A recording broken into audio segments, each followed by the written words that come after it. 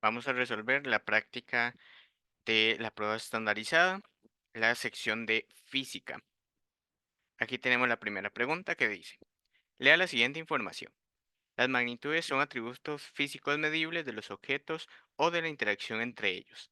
Pueden ser de dos tipos, escalares y vectoriales. Las magnitudes escalares son aquellas que se representan por una escala numérica acompañada con la unidad respectiva. Las magnitudes vectoriales involucran además una dirección específica dentro de un sistema de coordenadas determinado. De acuerdo con la información anterior, ¿cuál opción comprende una magnitud escalar y cuál una magnitud vectorial respectivamente? Vamos a analizar qué es cada una de estas magnitudes y encontrar la respuesta correcta entre estas tres opciones. La magnitud escalar nos dice que va a ser una escala numérica, un número X, acompañado con la unidad respectiva. Por ejemplo, que sea X kilogramos. En cambio, las magnitudes vectoriales van a tener una escala numérica, una unidad y además va a tener una dirección, de acuerdo a un sistema de coordenadas que va a ser determinado previamente. Entonces vamos a tener esta diferencia entre cada una. En la escalar, únicamente el número y las unidades, y en la vectorial vamos a tener el número, las unidades y la dirección. Entonces, en estas tres opciones, esta primera nos dice que es 88 kilómetros por hora hacia el este, lo cual es una magnitud vectorial, y 19 gramos, lo cual es una magnitud escalar. La segunda dice 14 kilogramos, como no tiene dirección, es escalar. Y la segunda, 28 metros hacia el sur, que sería una magnitud vectorial. Y en la opción C tenemos 11.000 kilogramos, que sería escalar, ya que no tiene dirección, y 60.565 metros, que sería también escalar porque no tiene dirección. Entonces la respuesta correcta tiene que ser primero la magnitud escalar y luego la vectorial, que sería la opción B, donde los 14 kilogramos es una magnitud escalar porque no tiene dirección y los 28 metros hacia el sur va a ser una magnitud vectorial ya que tiene una dirección. Entonces la opción correcta sería la opción B. La siguiente pregunta dice, considera el siguiente caso. Una deportista entrena en una cancha que se encuentra en línea recta a 1.500 metros hacia el norte de su casa. Cada día se traslada trotando. Lleva un control diario del tiempo que tarda en llegar a su destino. Este valor se mantiene constante en 1.000 segundos cada día. Al concluir el entrenamiento, la joven regresa a su casa trotando por la misma ruta. Las mediciones realizadas por la deportista inician al salir de su casa y concluyen al regresar a esta. Por lo tanto, este punto se denomina y vamos a hacer un análisis de la pregunta. Ese punto se puede denominar trayectoria, desplazamiento o marco de referencia. Una de esas tres es la opción correcta. Vamos a ver cuál. De acuerdo a lo escrito en el problema, ella sale de su casa y recorre 1.500 metros. Luego, cuando llega a este punto, después de 1.000 segundos, entonces regresa por la misma ruta de nuevo a su casa. Entonces, nos están preguntando por este punto, el punto ubicado en su casa. La trayectoria sería el recorrido que realizó, es decir, los 1.500 para acá y los 1.500 de regreso, los 3.000 metros recorridos. Esta sería su trayectoria. El desplazamiento, en cambio, va a ser cero. Ella no se está desplazando. ¿Por qué? Porque ella va, llega a este punto y se regresa. Es decir, desde este punto, o sea, desde la casa, no se desplazó nada al final del día, porque se fue a un lugar y regresó al mismo. Entonces su desplazamiento es cero. La distancia recorrida serían los 3000 metros, pero el desplazamiento fue cero porque regresó al punto inicial. ¿Y cómo llamamos a ese punto inicial? A ese punto inicial que nos da como la perspectiva de todos los movimientos que realiza, le vamos a llamar el marco de referencia. Nuestro marco de referencia es esa casa. ¿Cuánta distancia recorre? ¿Cuál es su desplazamiento? ¿Cuánto tarda? Todo eso es con respecto a la casa. Es decir, va a ser nuestro marco de referencia en este caso. La siguiente pregunta dice, considere la siguiente situación. Dos compañeros de clase desean averiguar lo que sucede si ambos dejan caer al mismo tiempo una pelota de tenis desde diferente altura. Encuentran dos edificios contiguos, con alturas de 8 metros y 5 metros. Adrián sube al edificio más alto y Marcela al otro. Acuerdan que, en el momento de sonar un silbato, ambos soltarán la pelota. Sin embargo, Adrián varía el experimento y en lugar de dejar caer la pelota, la lanza hacia abajo verticalmente. Si el ejercicio se realiza asumiendo la ausencia de fricción por efecto del aire, entonces es cierto que la pelota, y aquí tenemos tres posibles opciones al momento de realizar el experimento. Vamos primero a hacer un análisis de lo que está sucediendo. Dice que tenemos dos edificios. Uno que mide 8 metros, que es donde está, acá lo tenemos, donde está Adrián, y tenemos otro que es un poquito más pequeño, de 5 metros, donde se encuentra Marcel. Entonces ambos tienen una pelota de tenis y originalmente lo que debían hacer es soltarla al mismo tiempo. En ese caso, si lo hubieran soltado al mismo tiempo y Adrián no hubiera variado el experimento, sino que se hubiera hecho bajo las mismas condiciones, entonces la pelota que lanza Marcel caería más rápido, o sea, llega más rápido abajo, porque recorrerían la misma distancia a la misma velocidad debido a la aceleración de la gravedad. Como hay menor distancia en el edificio de Marcel, entonces esa pelota llegaría más rápido al suelo. Ahora bien, cuando Adrián decide variar el experimento y en lugar de dejar que la pelotita cayera sola por acción de la gravedad, ¿verdad? Él agarra y básicamente lo que hace es lanzar la pelota. Entonces la pelota ya no parte del reposo, sino que ya tiene una velocidad inicial distinta, debido a la fuerza que le aplica Adrián tirándola hacia abajo.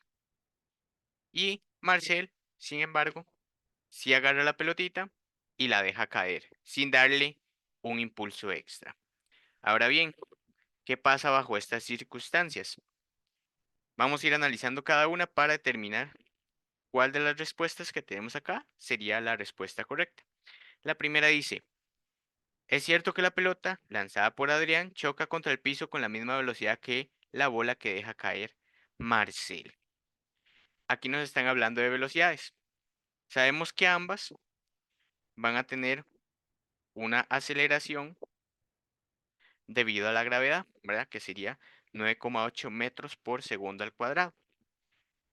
Sin embargo, la pelota lanzada por Adrián no parte del reposo, sino que es lanzada hacia abajo. Entonces tiene una fuerza extra, una aceleración vertical extra, que hace que posiblemente vaya más rápido que si hubiera partido bajo las mismas circunstancias que la pelotita que tiene Marcel. Es decir, si agarramos la pelota y la lanzamos hacia abajo, le aumentamos la aceleración, la velocidad, porque ya no interviene únicamente la gravedad, sino que interviene la fuerza que utilizamos para lanzar esa pelota hacia abajo. Entonces realmente no vamos a tener la misma velocidad final en ambas pelotas. Luego dice, es cierto que la pelota que deja caer Marcel choca contra el piso con menor velocidad que la lanzada por Adrián. Ahora bien, con el análisis que hicimos arriba, pudimos tener la idea de que quizás la pelotita que lanzó Adrián vaya más rápido que la pelotita que lanzó Marcel. Sin embargo, como no sabemos la velocidad o la fuerza que aplicó Adrián para lanzar esa pelota, entonces puede que no vayamos a tener una velocidad distinta. Pero teniendo en cuenta que si las dos hubieran caído al mismo tiempo, digamos, dejamos caer esta pelotita y esta pelotita, sin haberlas lanzado, tendríamos una velocidad similar porque la aceleración de la gravedad hubiera aplicado igual para ambas. Al momento de que Adrián le aplique una fuerza, aunque sea un poquito, ¿verdad? Un poquito de fuerza, si le hubiera empujado aunque sea un poquito, va a cambiar este factor que tenían en común, porque ahora tiene una fuerza que hace que esa pelotita vaya a caer más rápido. ¿Cuánto? No sabemos. No tenemos un dato para decir qué tanto cambia la velocidad, qué tanto cambia la aceleración de la pelotita que lanza Adrián.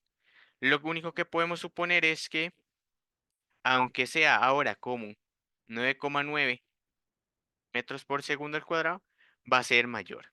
Y al final, entonces, va a tender a caer más rápido, porque está acelerando más rápido.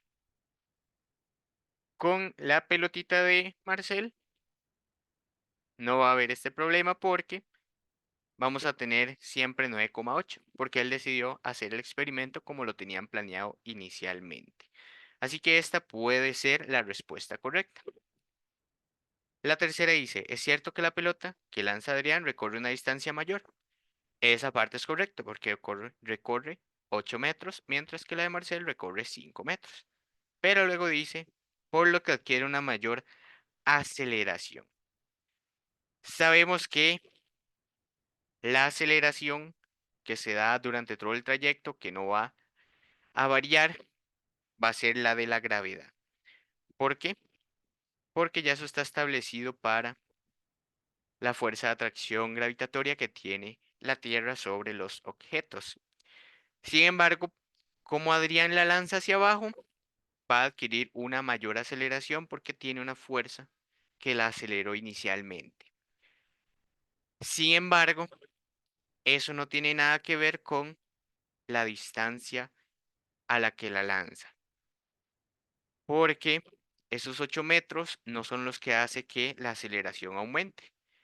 Si Adrián no hubiera lanzado la pelotita y la hubiera únicamente soltado, la aceleración no hubiera variado y hubiera sido la de la gravedad, ¿verdad? 9,8 metros por segundo al cuadrado. Y eso no hubiera variado en todo el trayecto.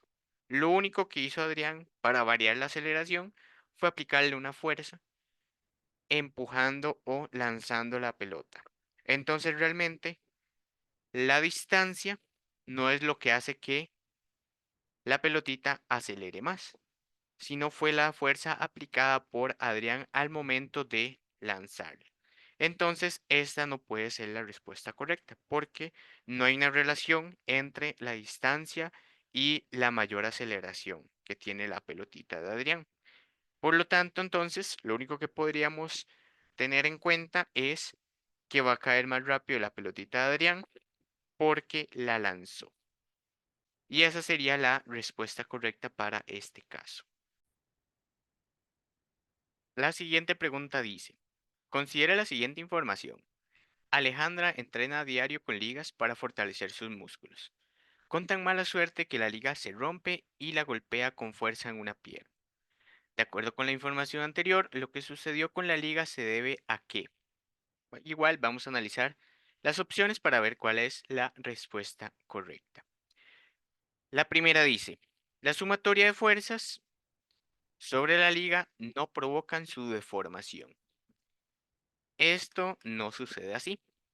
Cuando tenemos una liga y le aplicamos una fuerza, por ejemplo, agarramos la liga y la tiramos por acá, esa liga se va a deformar. En este caso se va a estirar hacia ese lado que la estamos jalando. Por ejemplo, que esté aquí fija y por este lado, entonces la agarremos y la intentemos estirar, entonces ella se deforma. Por ejemplo, acá, si hacemos otro esquemita aquí, esta era la distancia original y llegó hasta esta. Entonces se deformó esta distancia. Es decir, si le aplicamos una fuerza a una liga, esta se va a deformar de acuerdo a la intensidad y a la dirección de esa fuerza. Entonces, esta es falsa, porque esa sumatoria de fuerzas provocan deformación, más que ella la está utilizando para fortalecer sus músculos, lo que implica que tenga que aplicar fuerza para deformar la liga y que de esta forma los músculos puedan contraerse y demás para poder ser entrenados. Entonces, se necesita sí o sí que la liga se deforme por la acción de la sumatoria de fuerzas. La segunda dice, debido a las características del material, la liga tiene fuerza elástica. Y esto es cierto. Entonces, cuando estiramos una liga, ella va a intentar contraerse, es decir, cuando le aplicamos esta fuerza, si la soltamos, ella va a regresar a su forma original. Es decir, va a ser una fuerza que tiene la liga para que ahora, en vez de quedar deformada, vuelva a como era originalmente. ¿Ya? Entonces, esas características que mencionan aquí del material van a tener las ligas que permite que uno le aplique fuerza para deformarla y que luego ella regrese a su forma original para, en este caso, poder ejercitar los músculos. Entonces, esta puede ser la respuesta correcta. Y la C dice, se produce un efecto gravitatorio sobre la liga, por lo que se rompe. De acuerdo a lo que nos describen acá, ella está utilizando la liga para ejercitarse. Entonces no hay una acción de la gravedad que se ejerza sobre la liga, sino que es una acción de fuerzas que aplica a la persona para deformar la liga. Entonces, en este caso, la gravedad no está actuando sobre la liga de forma directa, ¿verdad? Entonces, la respuesta correcta sería que debido a cómo está hecha la liga, va a tener una fuerza elástica. Vamos a resolver la siguiente, que es una de las que llevan más análisis de toda esta práctica. Dice, lea la siguiente información. Roberto necesita trasladar un mueble grande que se encuentra al nivel del suelo. Para ello aplica una fuerza hacia la derecha de 25 newtons con un ángulo de 30 grados, tirando de él como se muestra en la figura. El movimiento se realiza con aceleración de 0.5 metros por segundo al cuadrado. Acá está mal escrito, tiene que ir con el numerito arriba. Sobre una superficie horizontal que presenta un rozamiento de 10 newton. Entonces, este esquemita que viene acá abajo es lo que nos están describiendo en el texto. A partir de la información anterior se puede asegurar que el peso del mueble es. Entonces tenemos que averiguar cuánto pesa ese mueble. Ahora bien, ¿qué vamos a hacer en este ejercicio? Primero, acá estaría el mueble, ¿verdad? Este cuadrado que está acá. Y aquí viene todo el esquema de las fuerzas. Y bueno, vamos a escribir las que hacen falta para poder entender qué es lo que sucede a nivel general. ¿Ok? Entonces, ahí tenemos el mueble. Dice que él aplica una fuerza hacia la derecha de 25 newtons con un ángulo de 30. Es decir, esta flechita que está acá con un ángulo de 30 grados, esa es la fuerza que él está aplicando para jalar el mueble. Y dice que hay una fuerza de rozamiento de 10 newtons. Es decir, hay una fuerza hacia allá por el roce con el suelo que tiene el mueble, que hace que mover el mueble no sea tan sencillo como uno creería, ¿verdad? Ahora bien, ya tenemos la información. Ah, bueno, nos falta que él aplica esta fuerza y genera una aceleración de 0,5 metros por segundo al cuadrado. Y esa aceleración va en dirección hacia donde él está tirando del mueble. ¿Ok? Tenemos todos esos datos y ahora vamos a ver qué debemos hacer. Hay que recordar una cosa. Para este tipo de ejercicios vamos a tener en cuenta que en estos dos ejes, el eje X y el eje Y, vamos a tener acción de fuerzas. Es decir, vamos a tener varias fuerzas actuando sobre este punto central, que en este caso sería el mueble.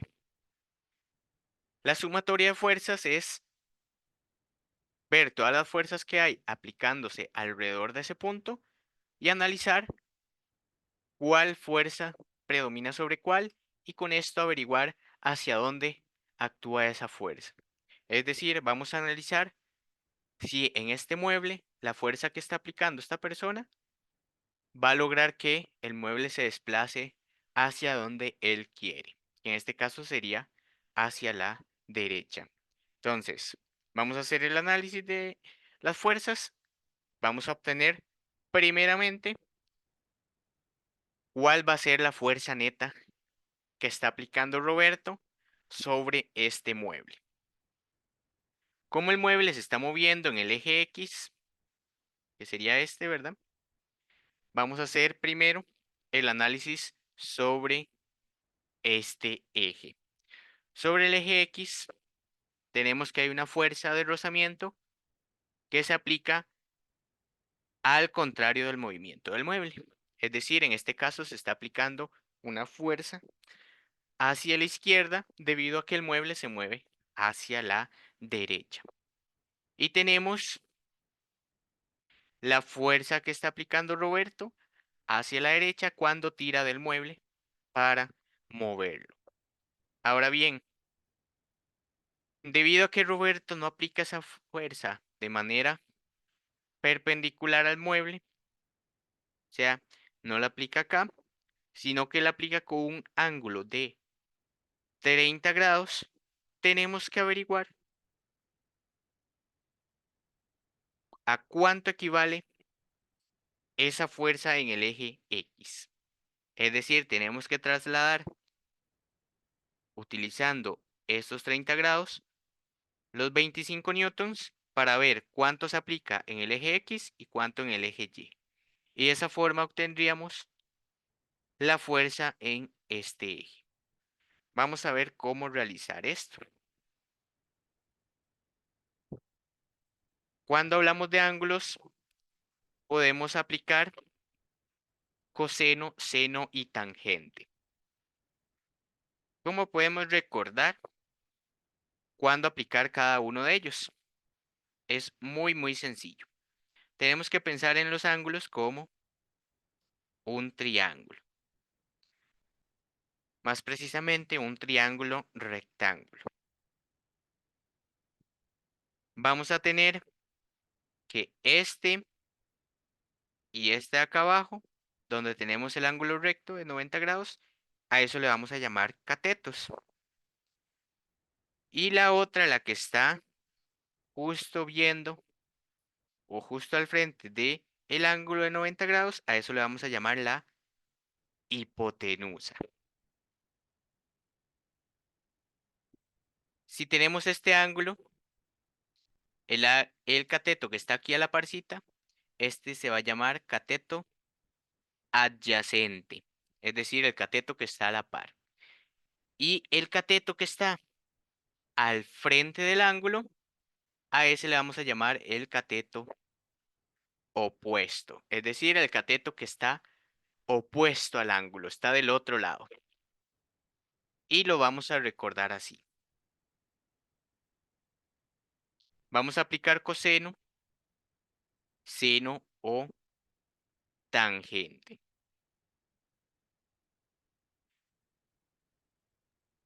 ¿Cómo lo vamos a hacer? Muy sencillo. Voy a cambiar de posición estos dos.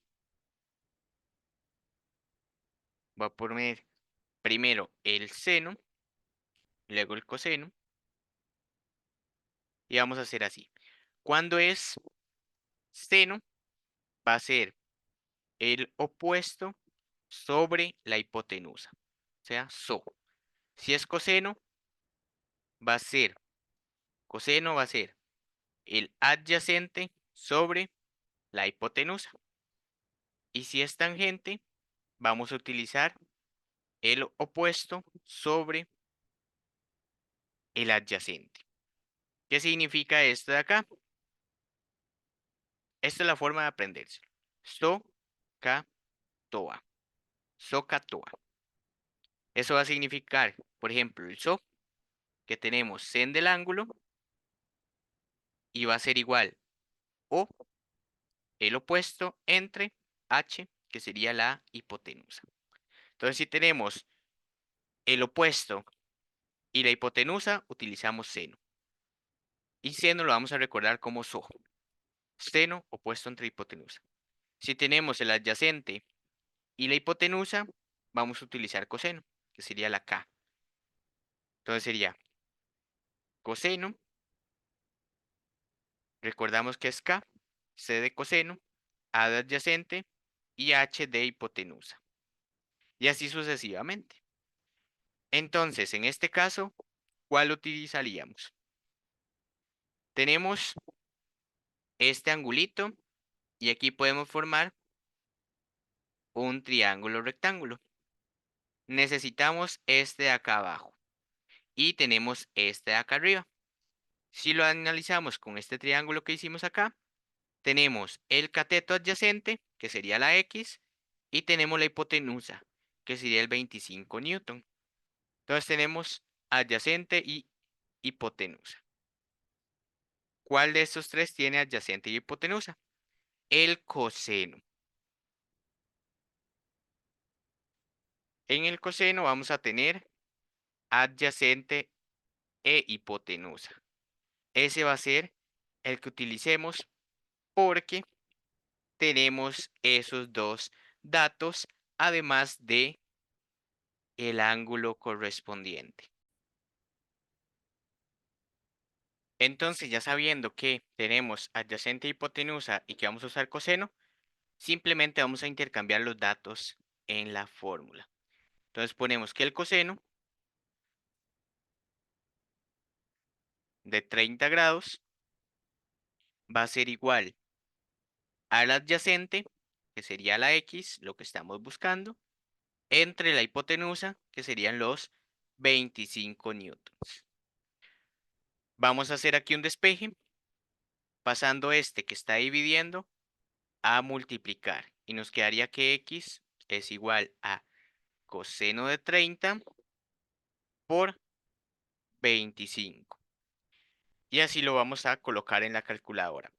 Únicamente coseno de 30. No le ponemos 30 grados, solo 30. Coseno de 30 por 25. Y eso nos va a dar 21,65 newtons aproximadamente. Esa sería la fuerza que está aplicando Roberto en el eje X. Ahora bien, ya tenemos ese dato. Vamos a ir quitando de acá las cosas. Ya logramos calcular cuál es la fuerza en X. ¿Qué vamos a hacer con esa fuerza en X?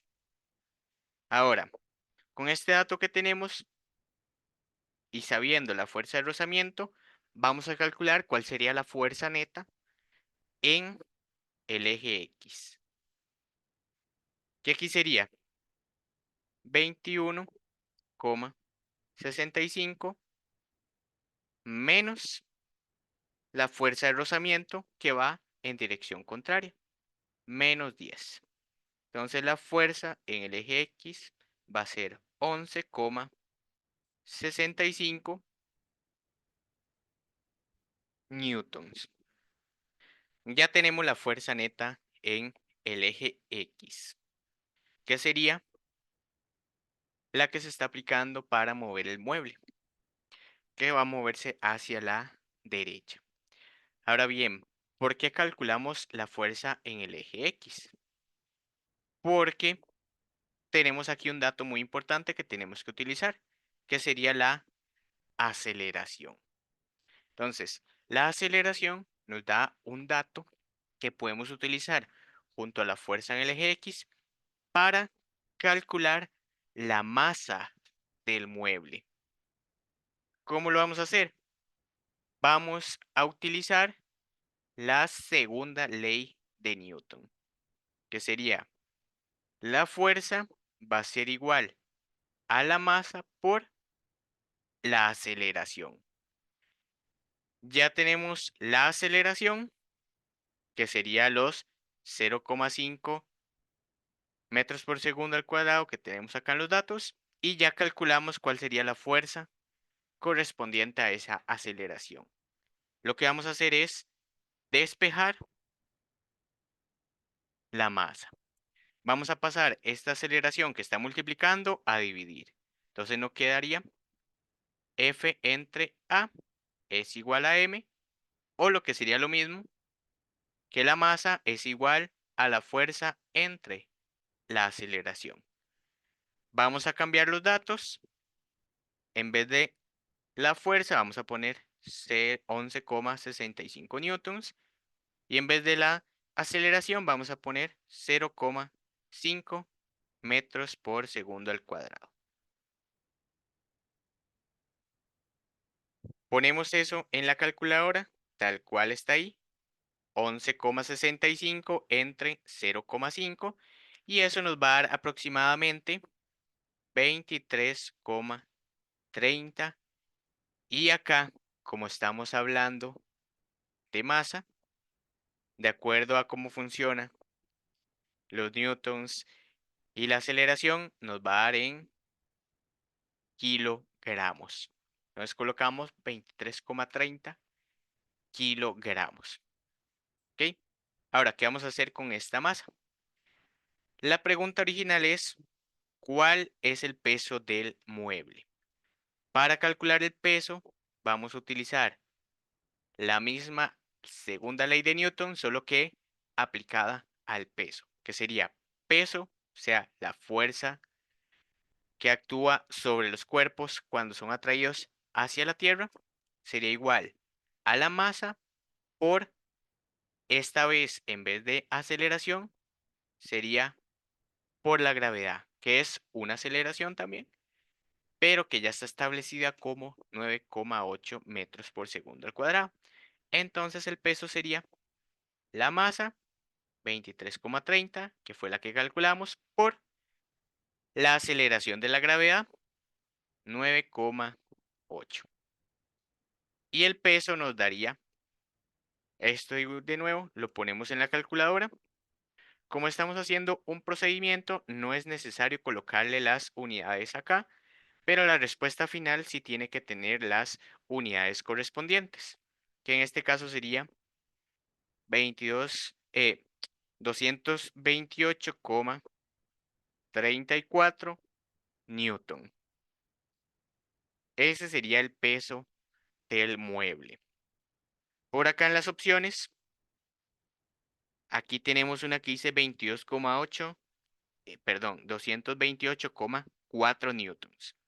Aquí nos dio 34 y aquí nos dio 4. Puede que se vea como un resultado diferente, pero realmente fue una fallita de unos poquitos decimales, lo cual no afecta realmente al resultado relevante que sería el 228. Entonces acá la respuesta correcta sería 228 newtons aproximadamente. Hay que realizar todos estos pasos para poder llegar a esa respuesta. Entonces, en resumidas cuentas, ¿qué hicimos?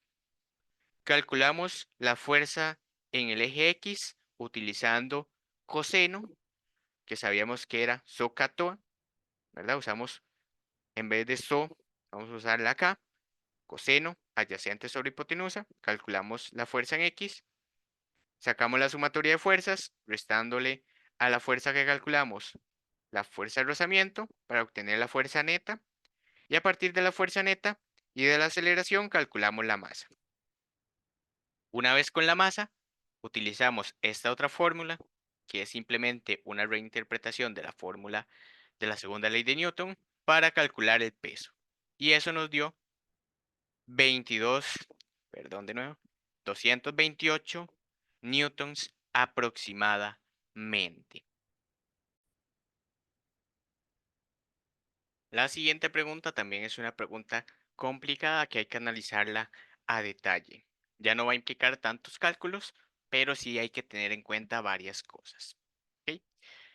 Dice, considera la siguiente situación. Europa es una de las lunas del planeta Júpiter. Aquí viene la masa. Se sospecha que es uno de los pocos lugares del sistema solar con posibilidad de tener agua en estado líquido. Tiene una masa de 4,80 por 10 a la 22 kilogramos y se encuentra a 6 por 10 a la 8 metros del planeta.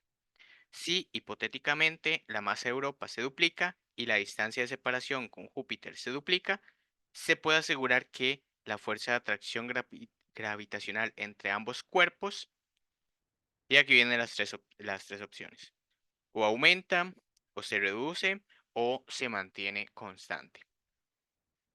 Recordemos primero que la fuerza gravitacional, la fuerza de atracción entre ambos cuerpos va a ser dada por esta formulita que tenemos acá, que va a ser la fuerza, la constante de gravitación, la masa, en este caso podría ser la masa de Júpiter, por la masa, que en este caso sería la masa de la Luna, y dividido entre el radio de separación entre ambos cuerpos elevado al cuadrado. Entonces tenemos, recordar que la masa de la Luna de Júpiter, ¿verdad? Que sería Europa. Entonces, esta sería la fórmula original que vamos a utilizar para calcular la fuerza de atracción gravitacional entre ambos cuerpos. ¿Qué es lo que pasa? Que ahora nos están dando otras cosas a considerar. Vamos a cambiar primero este símbolo que es una G. Dice, ¿qué pasaría si hipotéticamente la masa de Europa se duplicara? En vez de ahora tener, voy a poner acá mejor, masa de Júpiter y masa de Europa. Masa de Júpiter por la masa de Europa. Y en vez de tener la masa de Europa normal, vamos a tener 2 por la masa de Europa. Es decir, se duplicó la masa de Europa. Y dice que la distancia de separación con Júpiter se duplica. Quiere decir que ahora el radio va a ser 2 por el radio. O sea, también se duplica. Se duplica tanto la masa de la Luna como la distancia de separación entre ambos cuerpos. Ahora vamos a utilizar estos nuevos datos en esta formulita que tenemos acá. Ahora, en vez de tener, bueno, lo primero, la constante se va a mantener, la masa de Júpiter se mantiene, y en vez de tener la masa de Europa, vamos a tener 2 por la masa de Europa. O sea, se duplicó la masa. Y abajo, en vez de tener el radio, vamos a tener 2 por el radio. Vean que aquí abajo, el 2 por R va entre paréntesis y ambos están elevados al cuadrado. ¿Ok? En la parte de arriba, al aplicar todos los símbolos que están acá y demás, las multiplicaciones, nos va a quedar que la masa de Júpiter por 2 por la masa de Europa entre, aquí hacemos lo mismo, hay que multiplicar o hay que elevar al cuadrado que diga el 2 y la R, porque ambos están elevados al cuadrado, y el resultado lo vamos a colocar abajo. Es decir, 2 elevado al cuadrado por R elevado al cuadrado. Y eso nos resulta en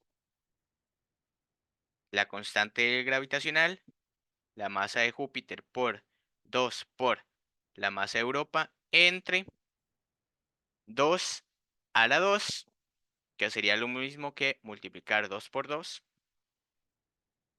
Eso nos daría 4 por R al cuadrado. ¿Ok? Ahora, vamos a comparar esta fórmula que tenemos acá abajo, producto de haber cambiado o de haber aumentado la masa de la Luna, de Júpiter y la distancia entre ambos cuerpos, y la que teníamos originalmente sin esas alteraciones. Vemos que el cambio principal es este 2 y este 4. ¿Qué pasa si simplificamos acá? Que si simplificamos estos dos números, este tiene mitad y este tiene mitad. Entonces realmente el resultado final de esta va a ser F igual a la constante de la gravedad, el gravitacional, por la masa de Júpiter. La mitad de 2 es 1, entonces no lo colocamos, por la masa de Europa.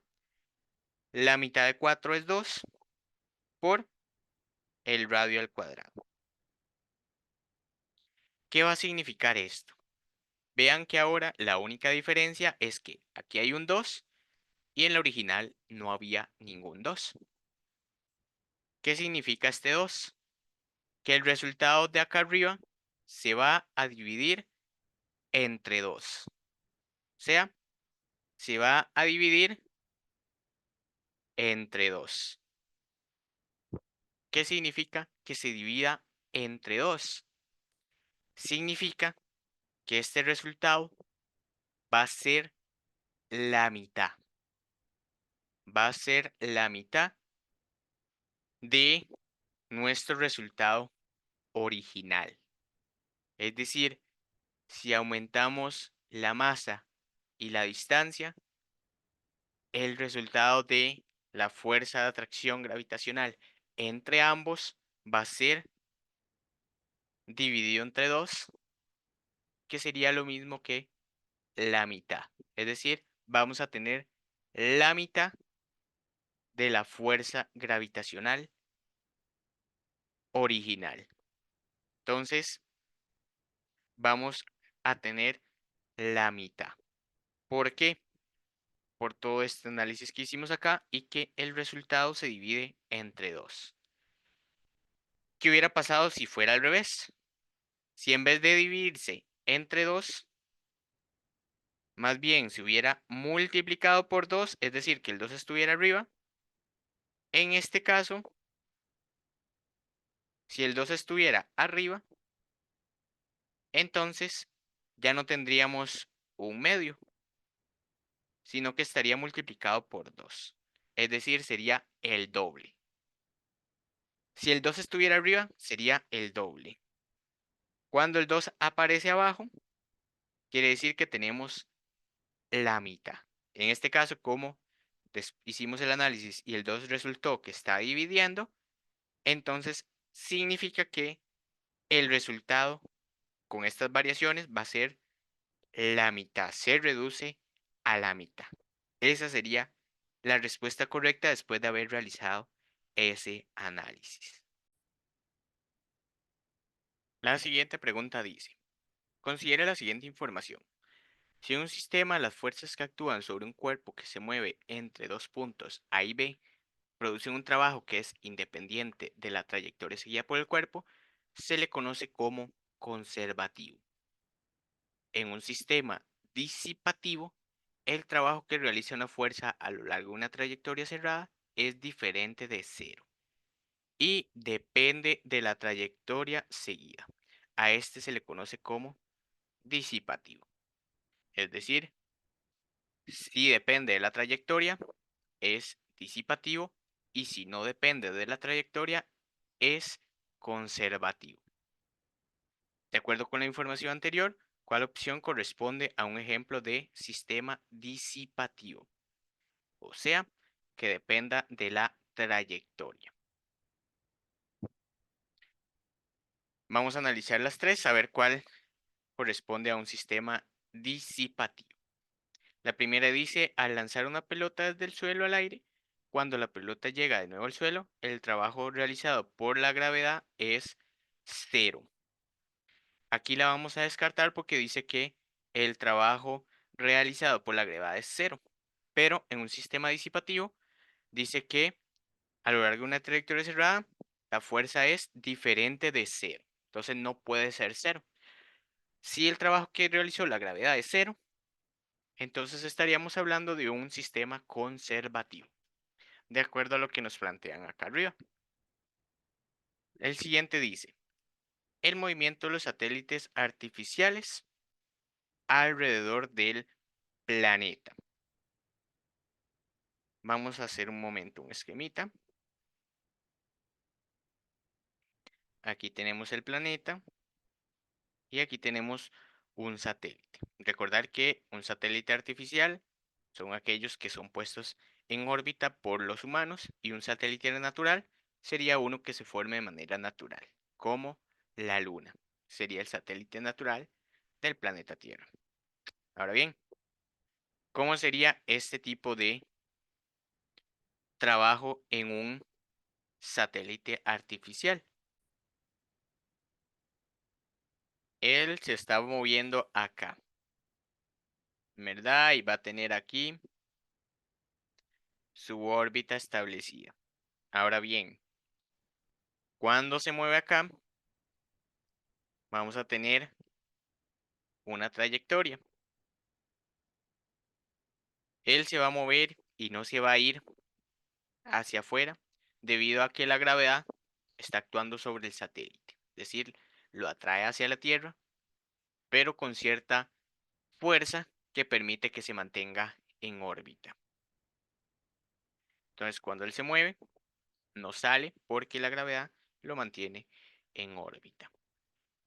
Ahora, cuando hablamos de algo que esté fuera o que esté lejos de lo que es el planeta, ¿verdad? De ahí no vamos a tener lo que llamamos la parte de la fuerza de fricción.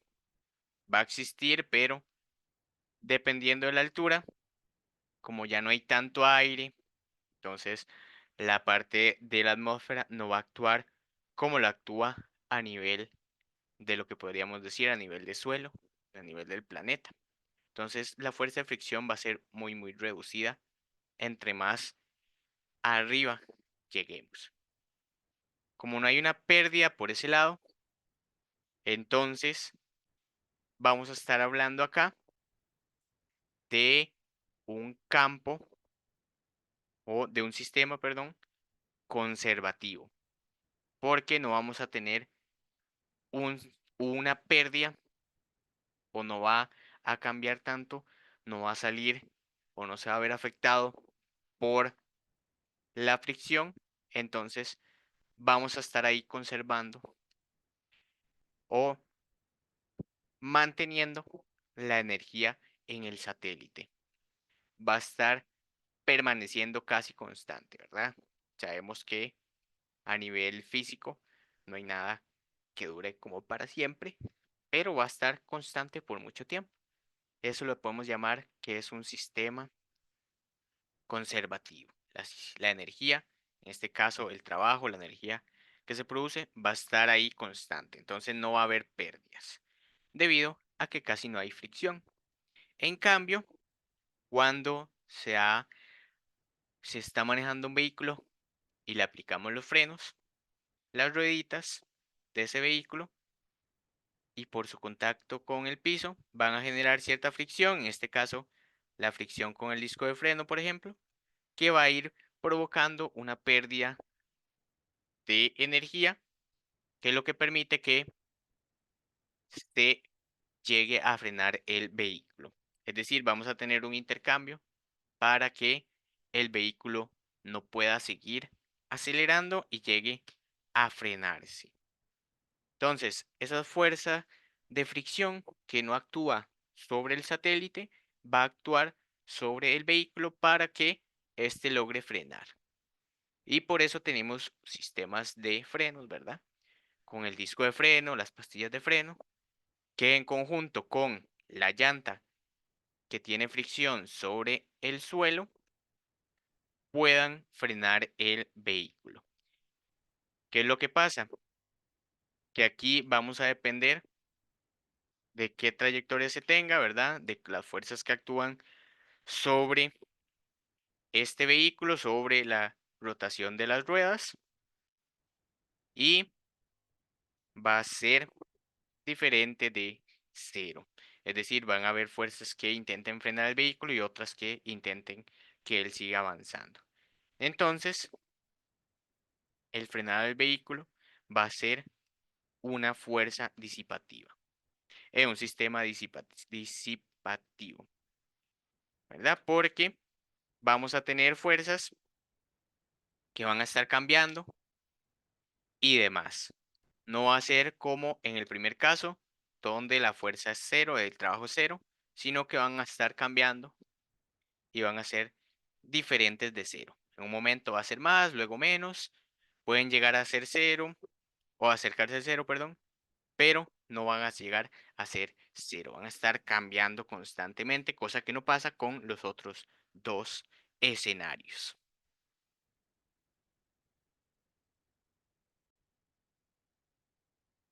La siguiente pregunta dice, lea la siguiente información. Los saltos de esquí son uno de los mayores atractivos de los Juegos Olímpicos de Invierno. Los aficionados observan a los saltadores atravesar el cielo después de despegar de los trampolines desde una gran altura. Los saltadores inician el descenso desde el reposo en la parte más alta de la rampa, entre paréntesis A. El movimiento se realiza con rozamiento despreciable. El esquiador con su equipo pesa 833 newton y llega a la parte más baja de la rampa, el punto B, con una velocidad de 52,4 metros por segundo. ¿Cuál es la forma de encontrar el trabajo realizado por el esquiador entre los puntos A y B? Aquí no hay que calcular nada, pero debemos hacer un análisis de lo que está sucediendo y de qué datos tenemos. ¿Ok? Vamos a ver qué datos tenemos. Y vamos a hacer un esquemita de lo que nos narra el texto. Dice que en el punto A parte el esquiador y en el punto B alcanza la velocidad de 52 metros por segundo. Tenemos el peso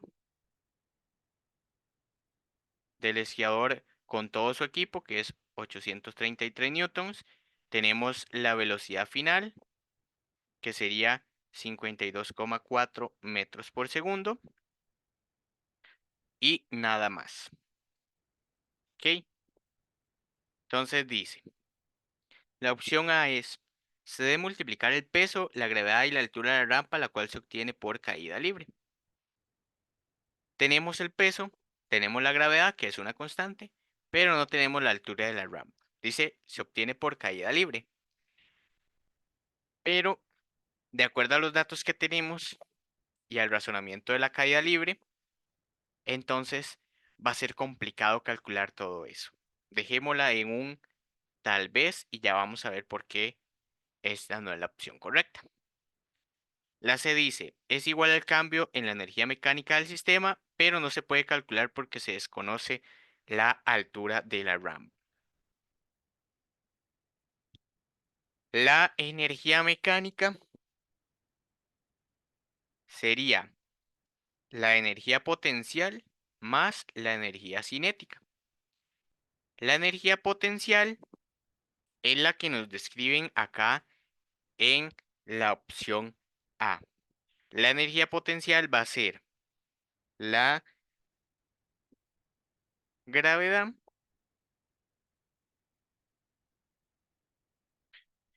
sería la gravedad por la masa por la altura. O la masa por la gravedad por la altura. Cualquier orden. Y la energía cinética va a ser la masa por La velocidad, la velocidad tiene que estar acá al cuadrado y lo vamos a dividir entre 2. ¿Qué es lo que sucede? Si deseamos utilizar o si utilizáramos la energía mecánica, nos haría falta la altura de la rampa para saber cuál sería su energía potencial en el punto A. Pero como no tenemos la altura de la rampa, no podemos utilizar esta energía mecánica. Entonces, no podemos utilizar la energía mecánica. Esa no podría ser entonces la fórmula para utilizar o para calcular el trabajo, porque nos hace falta un dato crucial para la energía potencial. Entonces, no podemos utilizarlo de la energía mecánica para luego obtener el trabajo, debido a que no nos dan la altura de la rampa. La B dice que se obtiene mediante el teorema trabajo-energía. El teorema trabajo-energía, en este caso energía cinética, establece que el trabajo va a ser el cambio entre la energía cinética final menos la energía cinética inicial. La energía cinética se basaba en esta que tenemos acá, masa por velocidad al cuadrado entre 2. No tenemos la masa, pero tenemos el peso. Con eso podemos calcular la masa. Tenemos la velocidad y el 2 es una constante. Dice que y es igual a la energía cinética en el punto B, es decir, la final. Es decir, esta. ¿Por qué podría ser eso cierto? Porque en el inicio, si leemos bien, dice que inician el descenso desde el reposo. Es decir, la velocidad en el punto A va a ser cero, porque inician del reposo. Entonces, como la velocidad es cero, si multiplicamos por cero y hacemos toda la operación, la energía cinética inicial va a ser cero. Entonces, la fórmula quedaría trabajo es igual a energía cinética final, es decir, la energía cinética en el punto B. Esa va a ser la respuesta correcta, ya que no tenemos la altura de la rampa y no podemos obtenerla mediante otras fórmulas, pero sí tenemos la energía cinética en ambos puntos y como la inicial nos va a dar cero, sería igual al trabajo en el punto B, que sería la energía cinética final. Entonces, aplicando el teorema trabajo-energía, podríamos calcular el trabajo que tiene ese esquiador al momento de hacer el descenso.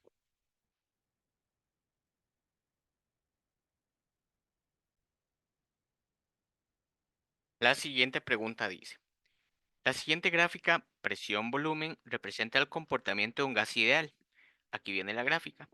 A partir de la gráfica anterior se puede asegurar que, y vamos a ver las tres opciones analizándolas con la gráfica para obtener la respuesta correcta. Aquí lo único importante es entender qué representa la gráfica. Entonces, vamos a ver si podemos acomodar esto. Acá está. Vamos a tener la gráfica y vamos a analizar cada opción de acuerdo a lo que se nos indica acá en la gráfica. Dice, la opción A, la presión se reduce a la mitad, el volumen final se duplica. Entonces, si la presión se reduce a la mitad, el volumen final debería duplicarse. Este de acá es el inicio y este de acá el final. Dice que si la presión se reduce a la mitad, la presión inicial es 12, entonces la mitad sería 6, el volumen final se duplica. Veamos que cuando esto está en 6, el volumen es 12, es 2, perdón. Cuando teníamos 12 de presión, 12 atmósferas de presión, el volumen inicial era 1 metro cúbico.